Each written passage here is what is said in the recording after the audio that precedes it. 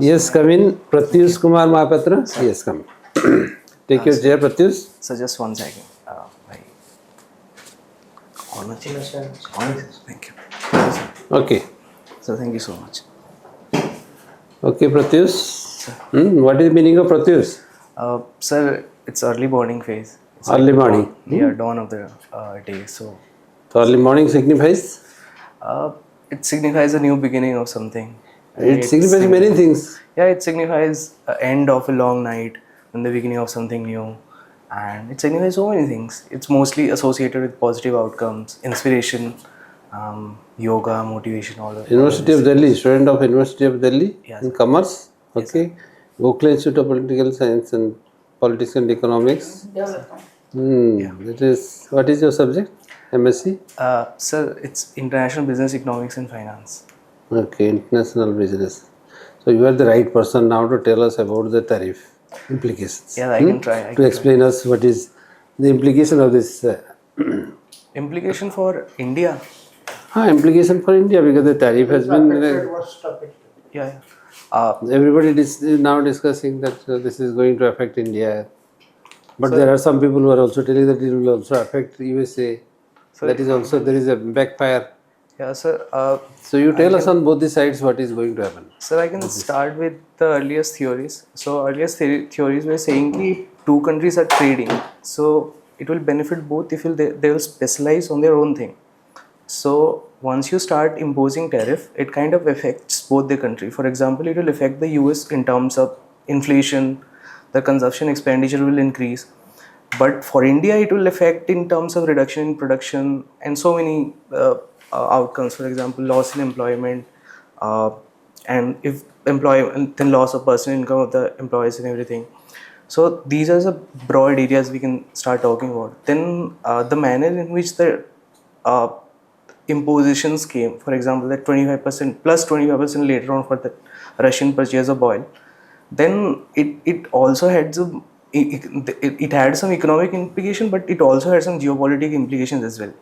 So in terms of economic implication, we can start with Odisha. So for example, We start with Odisha. Yeah. So I mean, there was a huge tariff on textile industry and particularly the prawn industry. So there were a lot of exports that was happening from Odisha and Andhra to US. And also textile sector was kind of important for Odisha because only recently Odisha government has started this textile projects in Bulangir, Bhubaneswar, Barampur, all these areas. So this kind of, I mean, they're expecting some sort of a loss in क्या बोलते हैं sir, deliveries. So the already like in few pockets also in India, for example in Moradabad, where there is carpet industry, Mirzapur, small industries in Surat, especially related to textile, and then Chennai and everything. They're also getting they have kind of received less supply order recently. So this is a kind of industry related repercussions that are also coming up.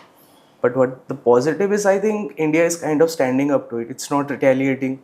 It's kind of like waiting for the what's going to happen next. So that's kind of positive that I'm seeing right now. But what is the geopolitical implication that you are smelling on that? Sir, I think this trade war, if we remember the Trump administration first, so that happened. They have tariff with many countries. It's not only India, but many countries they have started doing this. This time, the first time they had a kind of close rivalry with China and they started doing this trade war and everything. US was doing something, then China was also like imposing tariff on the product. So when I'm thinking back now, China is kind of not thinking about and unbothered about the US tariff anymore right now. So I'm expecting the way India has stood up to this US tariff and everything. And so I guess this is a kind of a move which is going to also bolster India's presence in the future. It's kind of showing the strength that we are not being bullied into coming into trade, negotiating and accepting your terms of the trade. So this kind of geopolitics that I thought of. And also in major terms like India is moving towards Russia, and China is also trying to have that relationship start again with China. It has looked towards East, towards Europe, towards Brazil, towards Africa. So many things, yeah. Okay, madam. So you are from Gokhale Institute. Yes. So for us, I know Gokhale Institute it does a lot of work on political economy. Yeah. What is political economy? Ma'am, I mean, I can say my understanding. Yeah, it's a major focus of Gokhale Institute. Yeah. So, ma'am, political economics, you can say it's like an implication of polity and economy both at the same time. So maybe now, if we can talk about this GST thing that they come, the reforms that they brought yesterday. So you can say it was, well, politically it also has some implication, but it did have some economic, it is going to have some economic benefit as well. So in terms of political implications, maybe it will boost that confidence in the Modi government again. In terms of economic implication, maybe it will have some positive effects in employment and all these things. So maybe, ma'am, that is my understanding of political economy. Okay. Do you think that commerce is gendered? Commerce is gendered. Ma'am, Trade and commerce. trade and commerce is, ma'am, I think there is, because I saw that first time in my class kit, there were around 90% of the class was male student. But in, yeah, No, not as a stream, not as a stream, but as a practice. but as a practice as So I well. am telling, no? Sir, ma'am, I think it is a very much, you can see that in terms of workforce and everything, you will see a lot of male practitioner in different position and profession, and you'll see less of female employment in trade and commerce. Are the women involved, but we do not take them into account? Because Ma'am, now yes, economists are telling that women are into commerce. Really, they are the people who have the calculation, who are into commerce, who are into production and everything. But we do not take them into calculation. When market comes, their visibility is Very less as compared to men. Yes, ma'am. I also kind of believe that. There was this another brain puzzle that I came across. So it was like, so women do a lot of domestic works, right? Most of the time. So in fact, if you will count this, start monetizing the domestic work that they do, India's for female labor force participation will increase. But there has to be a catch. For example, if I exchange my mother with your mother for the same service, that my mother will at least get 150, like 1,50,000 a month. So that's kind of, it's been a long time that we have not been recognizing the contribution that women has been making in terms of domestic contribution, in terms of small things. And what is trade balance? Trade balance is the exchange of value of export and import. It's a trade balance. As a commerce student, you should say, what is trade balance? Trade balance. And what's the role of IMF? IMF has a kind of a broader role it plays. So it's mostly related to the currency and management of macroeconomics of things. And we have also seen recently that we come across news that it has given loans to countries of different kind, recently to Pakistan. So it plays a role where it finances the government also, where it monitors the flow of currency, and it pushes for the reforms to various countries, developing countries and all of these things. And what are the major economic reforms you can talk about India since independence? What are they? Sorry? Major economic reforms that you can talk about India. Ma'am, I think... What are the periods, landmark period and landmark reforms, economic reforms? So, ma'am, the economic reform started only after independence. So there was a push for government sector, that government will play the major role in driving that economic force of the country. So there was one particular, that Nehru and Mahalanobis plan. So it was a sort of a reform. Yeah, it was brought on. Yeah. And then Second, I think it will related to agriculture only, green revolution, everything, because so many people were dependent on agriculture. There was a big push towards becoming self-dependent on so many things. Then there was series of period. period. Yeah, ma'am. That's I would say that's 70, 75 onwards. Then it came the Rajiv Gandhi period when they started pushing different things. For example, computer and all the electronics, reforms in electronics, telecom sector. That happened around 80s, the decade of 80. Then major reforms came in 1991 in terms of structural reforms, in terms of privatization, liberalization of different things. They started allowing investments into different things. Then next. And there were sudden trade reform also came as well. Then after 97, where the oil crisis and everything happened, the Congress government of 2000 onwards, like 2005 onwards, they also undertook various reforms, like banking reforms it brought on, trade reforms I already said. So major reforms have. Digitalization, has it an impact on economic reform? Ma'am, yes, I do. I do think digitalization has a major impact in economic reforms, because it has made various economies. I mean the process of things, it has made very easy. So digitalization, I mean, I just paid in the UPI recently. So these are the few of the things, banking channels, they have made it very easy. So all of these things. Digital arrest. Digital arrest. Yes.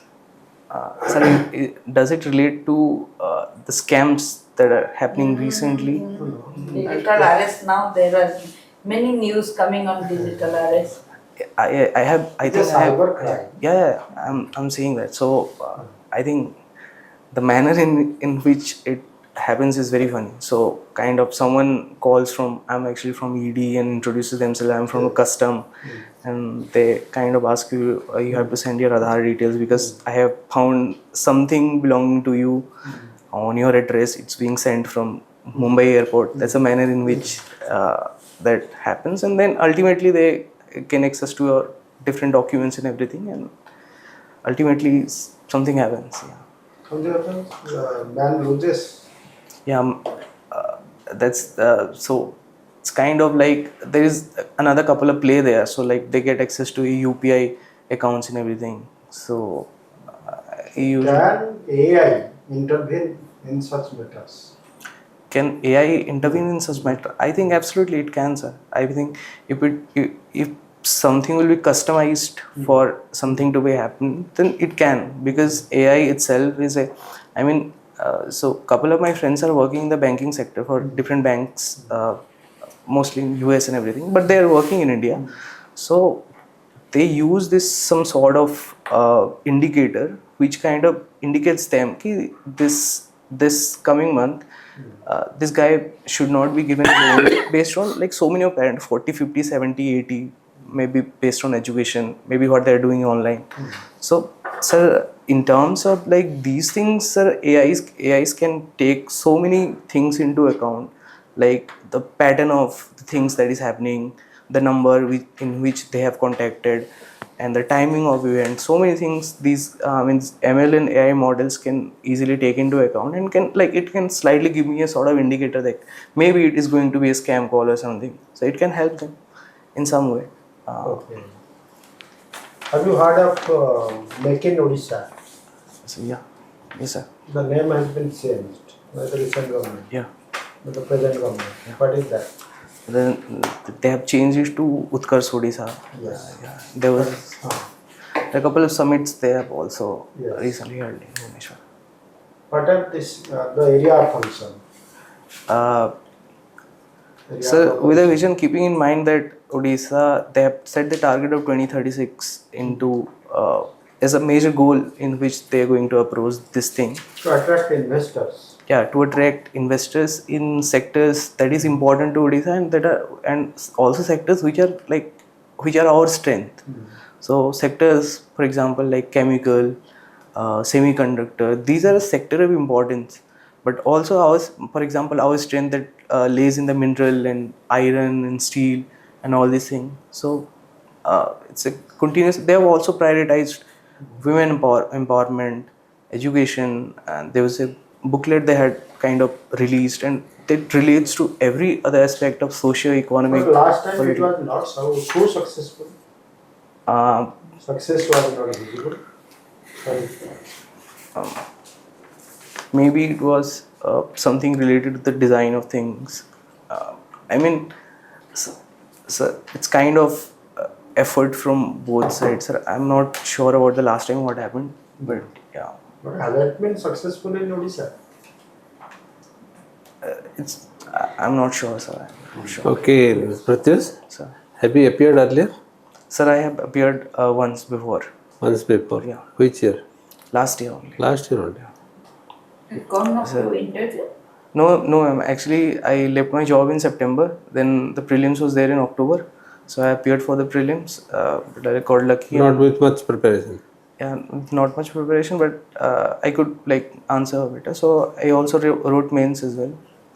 But then after that, Okay. What was your how was your performance? my performance was good, sir. I could 30 write. marks? So marks I got, sir. I got around 900 plus marks. But there was one paper that I blundered. Hmm. So What is that? there was, sir, the language paper. Language paper. Language paper made a mistake. Yeah, Means you couldn't qualify? big time, sir. I couldn't write the essay. I Oh, didn't I know see. the grammar and everything. Why? You are not good at. No, sir, I'm pretty good at Odia as well. But Then how you missed the train? sir, I actually I was looking forward to this attempt. So good a student, how you can afford to miss? That's why we were exploring. Time management. Sir, honestly speaking, I was kind of more focused on studying history, completing my syllabus back then in that period, and I was not focused on appearing for the mains. So I was just going in my own path. But it was a good opportunity to write the exam, so I didn't study much of Odia. I couldn't write even things that Okay, I so heard that's of. why, that's the reason, no? Samdhi Vichhed, ye sab. Acha, Pratyush, you're a student of DU and then Gokla Institute. Definitely you are in the top bracket of the students as far as your education is concerned. Why did you consider it important to come to a mock board? What is your, why you consider it important that you should come visit a mock board? Sir, We it don't is find any drawbacks in you much. So that's what is. Sir, it is always good to get that confidence out of you. It's somehow at every point of time, you're kind of knowing each other, like knowing yourself. I didn't know I could speak this much. Maybe I was lacking. Maybe I can. Okay. Maybe I'll go back and like change. Okay. Well, okay. Anyway, anything is good. When we are looking for that. What we would like to suggest you is, you may be getting some questions on your this Jaga mission. These are some of the things which you are likely to get when you speak on these things. Data analysis in Jaga mission. What is this? Why? We are lack of time. We are not asking you those things. For Jaga mission is this, and then what is this JPL? Sir, JPAL. It's a Abdul Latif Jamil Poverty Action Lab. So it's quite a huge organization. So they kind What of the work. full form of this? Poverty Action Lab. The J stands for? J stands for, actually a name, Abdul Latif Jamil Poverty Action Lab. Japan breakthrough is associated Yeah, with Japan. Yeah. Yes, ma'am. So Because I know Japan. yeah, so it started by. It's a big foundation, sir, who are working in Southeast Asia. Yes, ma'am. So they are also working in Africa and Southeast Asia. Now you have left it? Sorry. You have left it? Yes, sir. Why? Sir, only for this because Civil Japan service. Delhi office. no, ma'am. They also have a office in Bhubaneswar. Bhubaneswar is in Napoli. That breakthrough is at Napoli. Yes. But breakthrough works under the Japan. Yes, ma'am. So like they have worked in couple of projects. So in a different way they work. Okay. Now tell us, how do you rate about your strength and weakness? That's the last question. How you rate yourself as regards strength and as regards weakness? Sir, I think my strength kind of lies in being present at things and taking a holistic point of view of things. I believe in like talking to different people, getting their point of view. What are they thinking? So when I was working at Jaga Mission or JPAL as well, we'll often go to the field, We'll often talk to the government officer.